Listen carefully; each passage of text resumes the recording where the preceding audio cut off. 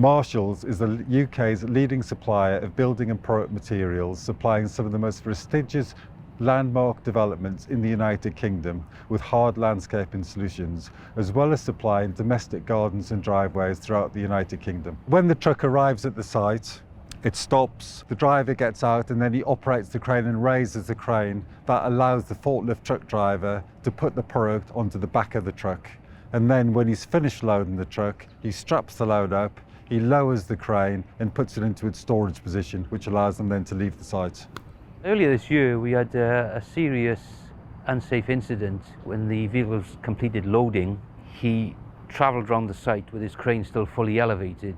At the time in question, the route used to take all vehicles underneath the main conveyor, and in doing so, the crane in question came into contact with our main belt feed conveyor and pretty much destroying it in the process.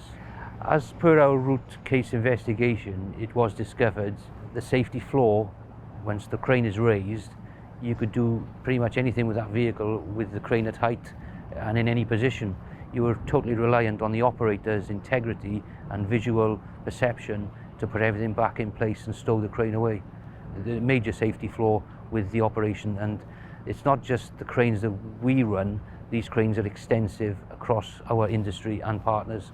So following that discovery, a task force was then set up. We wanted to look for a fail-safe system that wouldn't allow a driver to drive off if his crane was still in the air.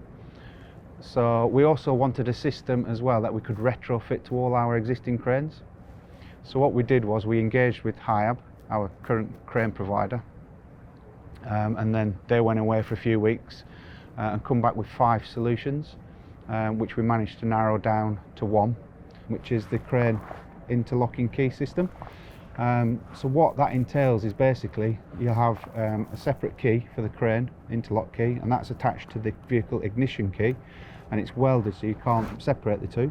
Driver, when he wants to operate his crane, would insert into the control box and then carry on operating his crane. Once he's finished, he would have to stow his crane away properly and safely, which would then enable the key to be released and in turn the ignition key, and then he can drive his vehicle away. We've been trialling a prototype, so with the ultimate goal is to carry out a rollout for all our Arctic cranes on the fleet, and then the intention is to have it part of our internal vehicle spec system for any new cranes that come onto into the fleet. The solution that we've come up with really takes the possibility of human error out of the process. And what we would hope is that this is adapted by the industry and becomes really the standard with industry, so preventing any other incidents like this occurring in the future.